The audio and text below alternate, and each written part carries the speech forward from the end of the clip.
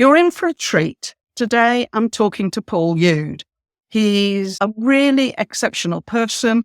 He had an ambition, and I'm sure he's going to achieve it, of doing 100 ultramarathons before he's 100 and 1,000,000 press-ups before he's 90. He's 86 years old, and he'll amaze you. Well, I understand that you tried to take up running in your 40s, but it didn't work out very well. Can you explain to me what happened? Yeah, I tried for about 6 weeks to run, and I was running 3 or 4 miles, but the pain in my knee became so bad that I just gave it up and bought a bike. I knew I had to do something to keep fit, so I bought a bike and gave up the idea of running. So, were you having pain in your joints generally, or was it just your knees? No, so it was just my knees at that time. That was in the early 80s. Towards 2000, in my early 60s, the pain in my fingers became pronounced, and you might be able to see I can't make a fist. That's as much as I can do. The damage has been done. I gave up meat in about 2001 to avoid mad cow disease.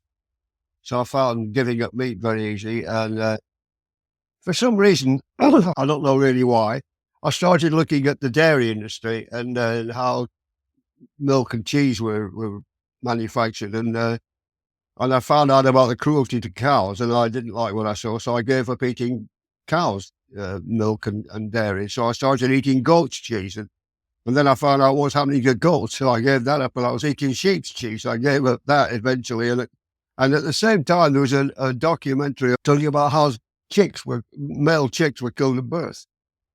And I thought, I'll give it all. I don't want any part of any of this. So I just gave it all up and became vegan. It was about 2003. And then my arthritis disappeared. The pain, I couldn't shake hands, change gear, pull up a duvet, hold a kettle. Everything was painful. I went vegan and all the pain just disappeared. I don't have it. My arthritis went. I don't have arthritis anymore. You must have been amazed, but you weren't actually expecting that, were you? I mean, you went vegan because of animal cruelty. Well, hang on a minute, my knees are not hurting. And so when COVID came, shortly afterwards, I thought I'd come out of it with a new skill, and made a track in my back garden for about 20-meter track in my back garden, ran around that for 6 months during lockdown, and found I really enjoyed it. And then I discovered ultramarathons, and I haven't looked back. A lot of people know what a marathon is, but maybe don't know what an ultramarathon is. So can you explain what an ultramarathon is? Yeah, an ultramarathon is anything over, 26 miles or 42K is the standard marathon, but an ultramarathon is anything over that. So 50K is the general standard for an ultra, yeah. And how many ultramarathons have you done then? Well, I do a mixture of actual ones and virtual ones. The second I did was 50K, 50 kilometers over the Chilterns on the wettest day in September in 2021. And we did the 50K in the day, but it was a sort of a virtual trip to Kilimanjaro. Right. So you sign up for these things, it goes up on Strava, they see you've done it, and they send you a medal. So I've got quite a few of those now. If I do a mixture of 3 of those, 3 virtual ones and 3 actual ones a year, I should get to 100 ultramarathons before my 100th birthday, which is the challenge I've set myself. Wow. 100 ultramarathons by the time you're 100. That's an amazing thought. Yeah. What do people say when you tell them that that's one of your goals in life? Do they think you're mad? Well, the general reaction I get is I'm inspirational. That everybody says, "Oh, I'm inspired by you. You inspire me." So that's very gratifying. I want to show you can be fit and strong and healthy as a vegan into old age, and just show people what was possible. Once I set my mind to something, I pretty well stick to it. I'm determined I'll do it. Yeah. Right. And I read somewhere you're also got a goal for the number of press-ups. So tell us about that. Yeah. Well, when I was 79, I was playing table tennis down at the local YMCA, and this guy down there was telling me he'd heard of somebody who'd done 1,000 press-ups in a day to raise money for a charity. And I thought, perhaps I can do that for the YM and a local homeless group, which I used to teach bread. One of my hobbies is bread making, and I used to teach that. And so I thought I'd raise money for the two charities. And in the end, when I practiced and really went at it, and I found I could do 1,000 in an hour. So I did 1,000 press-ups in an hour and raised about 800 quid for the two charities. And I thought, how do I keep this level of fitness that I've got now, I've attained? And I've challenged myself to do, if I do 1 million press-ups between the age of 80 and 90, that'll keep me on task. I need something like that to keep me not motivated, but to keep me on task. Yeah. I think it is good to have a goal, isn't it? Yeah, it is. Yeah, I do. I've done 702,000 last time I checked up. I do about 10,000 a month, 1,000 every 3 days. Wow. And it takes me about 30 minutes. I do sets of 100. They're, I have to say, I have to be honest, the first 80 of the 100 are fairly shallow and fast. And the last 20, I really put some effort into it. And in between, I walk or run around the dining room table, and I walk upstairs every time. So I've done 10 times walking upstairs in the routine, So, and I've got a kettlebell I swing around as well. I just want to keep myself fit and active. Yeah. Well, what would you say to people like, "Oh, I've worked all my life. Life has been hard. I want to take it easy. So I'm going to buy a bungalow so I don't have to go up and down stairs. And I'm going to buy a really soft, comfy settee to sit in. And I'm going to watch lots of TV and eat lots of cake and enjoy myself." Well, I would say you're not doing yourself any favors by doing that. It's a case of use it or lose it, writ large, really. I get out there. I'm doing about 40, 50K a week at the moment in preparation for another ultra coming up in July. But I've also got to challenge myself I'm walking the distance between London and Paris to get to Paris by the time of the Olympics in July. So I got to do 300 miles between now and the end of July. And that motivates me to get out. I need to get out there and do that mileage. But if you sit there and you stultify, you really, all your joints will seize up and you'll put weight on and you get diabetes and a lot of other horrible things that can happen to you. So you need to keep back. When you look at the way we developed pre-Stone Age, 10,000 years ago, we walked everywhere. We did everything on foot. And I don't suppose we ever sat down really comfortably. We just kept on the move. When I'm walking, I think this is a connection between me and people 10,000 years ago. We always walked, or perhaps we ran sometimes, but mainly we walked. Walking is the sort of a basic thing that we should all be doing, isn't it? Along with all the other more intense exercise as well. Tell me about what you eat in a typical day. Right. Well, I followed Dr. Gregor's Daily Dozen. Well, he's got a website called nutritionfacts.org, and he's got 2,000 or more 5-minute videos on every aspect of nutrition and health. But he's also written 2 very important books in my life. One is called How Not to Die of Cancer, How Not to Die of Diabetes, and How Not to Die of Heart Disease. And he goes through all the different things that you can do to avoid that. And then he's written this book, How Not to Age. And I'm going through that at the moment. And he talks about all the different foods which will help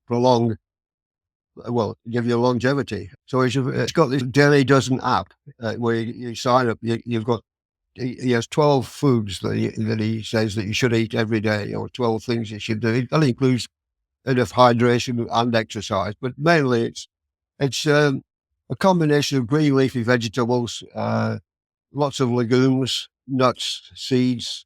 He's even got mushrooms in there as well, but he's going to add that later. All these things are healthy and good for you. Yeah, so I follow that really. And but I do eat some processed vegan foods, but not a lot. I tend to make everything from scratch, whole foods. Well, it's called a whole food plant-based diet. You cook from scratch. I love it. I love beans and lentils, but a lot of people say, oh, no, I couldn't eat those. They'd give me terrible wind or terrible stomach cramps. So do you have any advice? I cook them from scratch. I do them from dried beans, dried lentils. And when you cook them, it's always a good idea to throw away the cooking water and rinse them. I'm told that's a good way to avoid too much wind. But if that's a byproduct of being healthy, Jay, I'll take it. Yeah, yeah. I mean, I think thing to do is if you're trying to introduce beans to your diet is to do it slowly. You know, if you're not used to eating beans and things, then your gut doesn't have necessarily the right bacteria. So if it's your first time eating beans, then it's not like eat beans every day when you start. It's, small portions to start with and then gradually build up. Yeah. Well, what I tend to do often is I'll make a spaghetti bolognese for me and my wife, and then I'll do it with vegan mince, and then I'll throw in a handful of lentils, and you could do that and gradually just increase the amount of lentils each time you make it, and then gradually reduce the vegan mince. But yeah, just build it up slowly. You're right. And what does your breakfast look like? Do you have a standard breakfast or does it vary? I don't eat breakfast. I don't eat until about 1:00, and then I'll have some blueberries and strawberries, along with a couple of prunes, stewed prunes, the juice with the stewing juice, and then into that I'll put always flax seeds, a tablespoon of flax seeds, and then I'll put a dessert spoon of sesame seeds, sunflower seeds, pumpkin seeds, and a tablespoon of flaked almonds, and I'll grind that up. And I'll try and eat a small handful of walnuts each day. And then I'll have a salad made of my homemade hummus, into which I've got green lentils and red kidney beans and some rocket salad, and along with some turmeric, always a quarter of a teaspoon of turmeric, alongside some black pepper, which brings out the best of the turmeric. And I'll also put half a teaspoon of garlic powder, half a teaspoon of onion powder, some herbs, spoonful of nooch, and also a dessert spoon of balsamic vinegar. Right. I'll stir that up and then put my rocket in there and the beans, and that makes a nice salad. I'll make my own bread. I'll do half a slice covered with Marmite, yeast extract, then peanut butter and slices of beetroot on top, but of cayenne pepper. So yeah. Takes a little while to get together, but it's worth it. Yeah. Yeah. Yeah. How do you fuel for an ultramarathon? The only thing that I do different is I'll have a shot of, it's called betaine. You get a 400 milligram shot of nitric oxide in the beetroot juice. I'll take that 3 or 4 hours before I start off on the ultramarathon, and then I'll take another shot halfway through the day, and that sends the blood speeding around the endothelial lining of your arteries, and it gives you more oxygen. And that's the only thing I do differently. Otherwise, it's just a standard diet that I use daily. Yeah, yeah. So if people listening to this are eating a typical British diet and not taking very much exercise, what advice would you give them about where to start? I would first of all follow Dr. Greger on nutritionfacts.org. If you spend some time working through some of his videos on his healthy eating, on his daily dozen, these are foods that will give you the best outcome. And just start there, really, and then perhaps buy his book, How Not to Die or How Not to Age. And but if you wanted to go from a standard Western diet to a vegan diet, then I would suggest something like Challenge 22. Challenge22.com will give you a mentor who will help you advise you for 22 days, because it takes that long to change a habit. And answer any questions, give you advice, recipes, alternatives, all sorts of things. So they're a good resource. In the early days, we used to follow Esselstyn, Dr. Esselstyn, and inspirational people like him, and T. Colin Campbell, who wrote the China Study, a brilliant book, showing you the more deprived and poor the counties were, the healthier the population was. They looked at counties nearer Shanghai or Peking. The wealthier the people were, the more sickness and disease developed. Yeah, yeah. Are you like me and like so many other vegans, wish you'd done it earlier? Well, indeed, I certainly do. I'm quite active. I call myself an animal rights activist, and I go out, I do some street outreach, and I'll speak to people when I'm walking around doing my exercise. I spoke to someone today about going vegan and how to go about it, because I feel guilty for the 65 years, Jane, that I ate meat. I was a big meat eater, and I feel guilty for all that harm that I caused unwittingly. Well, I guess, I mean, a lot of it you didn't understand because the dairy industry, the meat industry, don't want us to know what it's like. I've got grandchildren and they get books which are full of happy animals on happy farms. You know, we are taught from a young age that animals that are farmed are really happy, that chickens that are farmed love giving us eggs. And, you know, that all of that is so wrong. Yeah, well, I thought for many years that the cows had to be milked. We were doing them a favour by milking them, not realising that they'd been forcibly impregnated to give birth so they could produce milk. Yeah, so it was a real awakening when I found out what had happened, what was happening in the dairy. And the dairy cow, to my mind, is the most abused animal on the planet. It's abused from the day they're born until the day they're dragged off to the slaughterhouse at the age of 5 or 6. Terrible, absolutely terrible.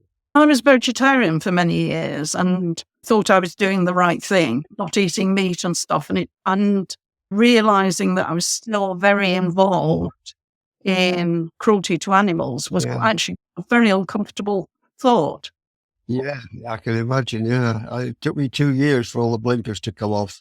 I was 2 years veggie. As you said, you're quite right. I wish I'd done it earlier. I mean, it's interesting now because we know that being vegan is better for your health, or at least being plant-based, even if you're not fully vegan, is better for your health.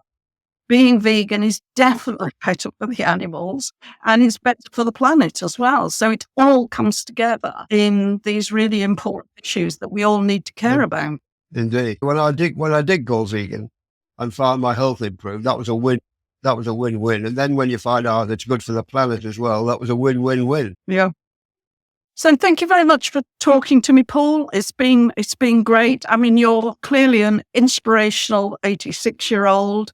And I have no doubt that you're going to do 100 ultramarathons before you're 100 and 1 million press-ups before you're 90. Yeah, I've got another 300,000 to go, but I'll get there. But can I just say before we finish that a couple of people that inspire me, there's a guy called Mike Fremont. He's a 102-year-old vegan who does 25 pull-ups every day. He's got a canoe. And he's just bought himself a new pair of running shoes. He inspires me. And there's also people like David Goggins who says that we can all do more than we think we can, much more. That's the sort of thing that I repeat to myself when I'm out on the trail. So thank you very much indeed. It's been wonderful. It's been nice talking to you. Thank you.